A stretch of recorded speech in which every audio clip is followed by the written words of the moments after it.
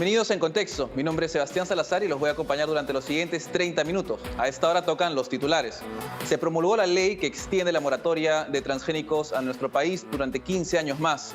Además, en el plano internacional se confirmó la victoria de Joe Biden en Estados Unidos y también la victoria en el Senado del mismo partido. Esto va a reconfigurar la política interna y externa de ese país. Esto y mucho más aquí en Contexto. Vamos a una pausa.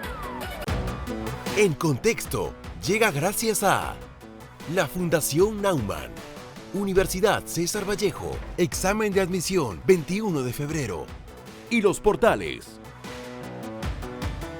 Estamos de vuelta aquí en Contexto y como bien han visto, el tema de los transgénicos va a tener un efecto claramente nocivo en nuestro país. La medida que han tomado los congresistas y que ha sido además ahora ratificada por el Ejecutivo parte de una noción completamente errada de lo que significa que es un transgénico o como se llaman OVM, ¿no? Organismo vivo modificado. En primer lugar, la evidencia muestra a nivel internacional que donde ingresan los transgénicos a cualquier industria, a cualquier país, suele haber más bien un efecto positivo en el medio ambiente. Esto va claramente contrario con el supuesto argumento que algunos políticos esbozan de que se está tratando más bien de proteger la biodiversidad. En otro sentido, además, la historia de oponerse a este tipo de avances en la tecnología, ya sea de cualquier lado, en la industria, ¿cierto? Transgénicos o en la industria también a veces de inteligencia artificial también se puede ver, es más bien una percepción un poco ludita. Hace 50 años aproximadamente existió lo que se llamó la Revolución Verde, que también tuvo sus opositores, pero que al final fue lo que permitió aproximadamente que 1.000 millones de personas salgan de hambruna a nivel mundial. Esto solo se puede lograr, digamos, si es que hay avances en la tecnología que llegan a los países que más los necesitan, como claramente ocurre en el país.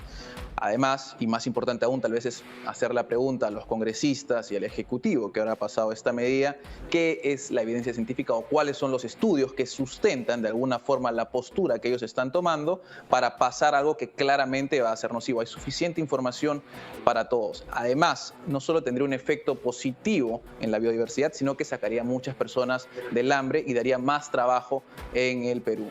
Eso, sin embargo, lo vamos a ver justamente y vamos a preguntar exactamente de lo que se trata y qué es lo que podemos ver con el biólogo molecular de la Universidad Cayetano Heredia, Luis Di Stefano.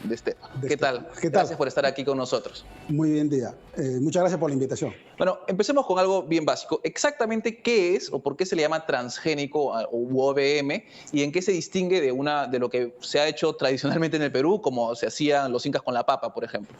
Bueno, antes se seleccionaba.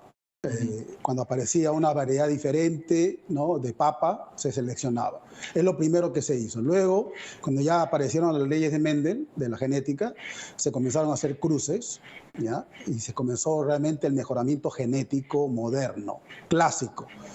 Y durante muchos años se fueron mejorando hasta que apareció la tecnología de los híbridos, ¿no? Donde se cruzaban dos líneas que eran homocigotas, o sea, idénticas. ¿Cómo homocigotas? O sea, que tenían la copia del papá y la mamá, genes idénticos. Cuando se cruzaban, entonces todos los genes del hijo, digamos, eran heterocigotos. Eran diferentes. O sea, uno del papá y otro de la mamá. Entonces, eso causaba un vigor híbrido. Y por eso es ¿Qué significa vigor híbrido? Que cuando tú cruzas líneas puras, en la primera generación hay como más fuertes. Claro. Ok. ¿Ya? Entonces, y esa es la semilla que se compra ahora. Ok. Por eso que todos los cultivadores de maíz amarillo duro compran cada año su semilla, ¿no?, de híbrida, y eso es lo que siembran, ¿ya? Y uno podría decir, ¿y por qué no guardan la semilla para que después hagan un intercambio, ¿no?, al estilo de los incas? No, es que no les conviene, porque si tú guardas la semilla de la nueva generación y lo siembras, comienzan a tener plantas de diferente tamaño, entonces comienza a aparecer, los genes comienzan a segregarse, a separarse. O sea, digamos que lo mejor es, digamos, esa primera generación. La primera, ¿por qué? Porque alguien tiene los parentales, que es un común secreto de la compañía, ¿ya?, y que los cruza, y esa semilla es la que te vende. Ok. ¿Y tú esa la siembras, produces y se acabó. Tienes que volver a comprar la semilla ¿Y eso es como funciona hoy en día en el Perú? Eso es como funciona desde los años 1940 y tantos. Ah, ok, entonces siento que ha pasado una buena cantidad de años. Una buena digamos. cantidad. Y cuando apareció el año 28 por primera vez, los luditas que tú mencionaste comenzaron a decir que no éramos Dios y que no podíamos jugar con los genes, Claro. etcétera, etcétera, ¿no? Pero ahora es lo más común. Déjame decirte algo, durante casi 100 años, del año 1860 y tantos hasta 1940 y tantos, en Estados Unidos, recuerdan ustedes la serie de los Ingalls, ¿no? Sí, La sí, casa sobre la pradera. Ya, en esa época, durante todos esos 80 años, el rendimiento por hectárea era de entre 1 a 1,5 toneladas de maíz. Ok. Y la gente nació, creció, se casó, tuvo hijos y se murió creyendo que eso era lo que Dios... O sea, que no se podía más que eso. Era lo máximo. Ya. Llegó la tecnología de los híbridos y esto comenzó a aumentar. Ahorita estamos en 12, pero ya tenemos 12 toneladas por hectárea. O sea, básicamente 12 veces más. Claro. Y ya hay variedades que han pasado pruebas que están en 18, 19. O sea, digamos, en esta introducción de esta tecnología de híbridos, que además es una tecnología de hace, ¿qué? ¿80 años? 80 años, así es. Nos permite hacer algo que, digamos, hubiera sido insostenible la vida humana como la conocemos hoy en día. Por supuesto. Okay. Es que la gente no se da cuenta de lo siguiente. Una de las actividades humanas más destructivas es la agricultura. ¿Destructivas? Sí. ¿Cómo así? Yo te hago una pregunta. Mira, hay más o menos, más o menos, 2.000 millones de hectáreas en la superficie de la Tierra que se dedica a la agricultura. Yeah. Yo te hago una pregunta. ¿Qué cosa había en esas 2.000 millones de hectáreas hace 20.000 años, antes de la invención de la agricultura? Me imagino que entre nada, entre bosques, entre... Había naturaleza. Naturaleza, claro. Mariquitas, insectos, qué sé yo. Todo tipo de naturaleza, de biodiversidad, etc. ¿Qué cosa hay ahora? Nada. Ok. ¿Por qué? Porque los seres humanos nos hemos multiplicado y necesitamos comer. Sí. Y la única manera de producir comida es... haciéndola crecer o cazándola, digamos. Esas son las dos, ¿no?, que yo conozco. Entonces, si tenemos eso como premisa, es un crimen mantener terrenos con producción por debajo del promedio mundial. Ahora, igual, déjame ver si entiendo lo que implica esto.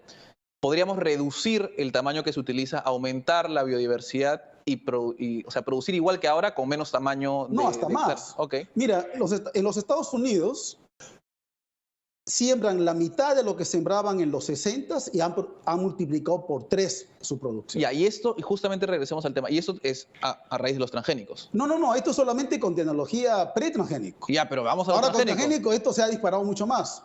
Ok, ¿en cuánto estamos hablando? ¿Si por 18 era o estábamos en 18? No, ya estamos con tecnología transgénica. O sea, ok. Eso es a nivel mundial. ¿En Perú entonces cómo estamos? El promedio nacional de maíz es 4 toneladas por hectárea. O sea, podríamos multiplicar todo lo que producimos. Y eso que hay lugares en el Perú en que hay rendimiento de 10. Yeah. Son en muy pocos lugares. O sea que para que el promedio nacional sea 4 y hayan 10, quiere decir que tienes 1, tienes menos de 1. No, hay lugares en el Perú en que se producen 600 kilos de maíz por hectárea. Claro. Eso es un crimen. Es como que tú le das a alguien un Lamborghini y lo tiene corriendo a 10 kilómetros por hora. O sea, oye, por favor. Ahora, lo puedes correr a 200 kilómetros por hora. Y una de las cosas que me parece interesante ver es, porque, a ver, uno espera, ¿cierto?, de los políticos que haya usualmente, independientemente de que uno esté de acuerdo o no, algún tipo de sustento. Técnico, semitécnico, político, legal, qué sé yo. Es ideológico y es económico. Okay. Entonces, en este caso me estás diciendo que hay el sustento, no hay sustento técnico para impedir. No hay ningún sustento técnico. Y además, en el Perú, lo que debió haber hecho el Congreso cuando vinieron los lobistas antitransgénicos, porque hay que llamarlos los que son gente que viene de las ONGs financiadas por Europa, ¿no? Amigos de la Tierra, Greenpeace y una larga lista de gente que viene y hace lobby, ¿ya? Esa palabra que a muchos quizás les causa urticaria, pero están haciendo lobby. Entonces, cuando ellos llegan, lo que el Congreso peruano debió decirles, ok, si tú dices que estos son malos para el Perú, pruébalo. Claro.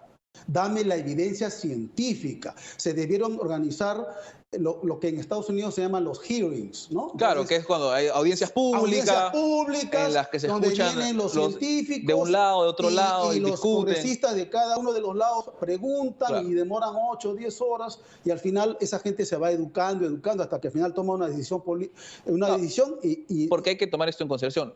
Los congresistas, políticos, no necesitan ser particularmente expertos en... No, pero deben tener un buen asesor De acuerdo. a su lado. ¿Ya? De acuerdo. Y yo recuerdo muy bien una anécdota.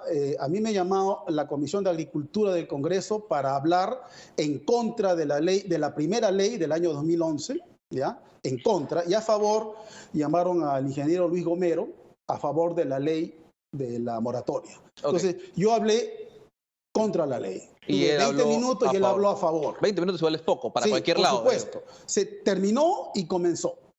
Ya. Y varios de ellos dijeron, repitieron algo que el presidente Evo Morales acababa de decir semanas atrás, que comer pollos alimentados por maíz transgénico te produce, primero, calvicie, obesidad y te volvía homosexual. Ya. Dejando de lado la última. Pero eso fue lo que dijeron estos congresistas. Pero ¿hay preocupaciones válidas sobre el efecto? No, ninguna de las tres. Ninguna de las tres.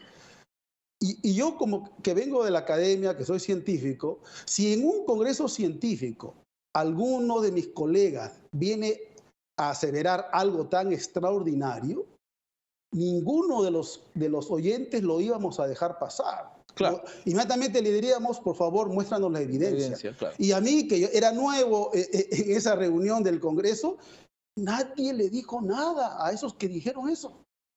La dejaron pasar. Entonces yo dije, ¿en qué tipo de reunión estamos? Aquí cada uno puede decir lo que quiera y nadie le va a decir, por favor, colega, honorable congresista de Huánuco o de que sea, por favor, traiga usted sus pruebas y demuestre que usted tiene razón. Una última pregunta para cerrar, corta.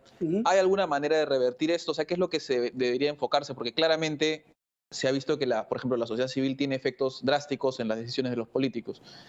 ¿Cuál es el enfoque que se debe tomar? Bueno, lamentablemente, mientras dejemos que las ONG se paseen como Pedro en su casa, en el Minagri y en el Minam, estas cosas difícilmente cambian. Entonces, aquí lo que realmente se necesita es un liderazgo político. Realmente un presidente que diga, ok, fulano de tal va a ser mi ministro de Agricultura, fulano de tal va a ser mi ministro de Ambiente, y quiero que estas cosas cambien. ¿Tú te acuerdas cuando entró Toledo, cuando era una oposición al TLC casi del 90%? Pero se cambió. Y por acción del Estado, en 6 meses cambiaron los porcentajes. Perfecto. Entonces, algo así necesitaríamos para eso. Por supuesto. Bueno, muchísimas gracias, doctor, por esta entrevista. Gracias. Vamos a estar entonces conversando más de tema, porque claramente queda mucho por conversar en el tema de los transgénicos. Y con eso nosotros nos vamos a ir a una pausa aquí en Contexto y volvemos con más.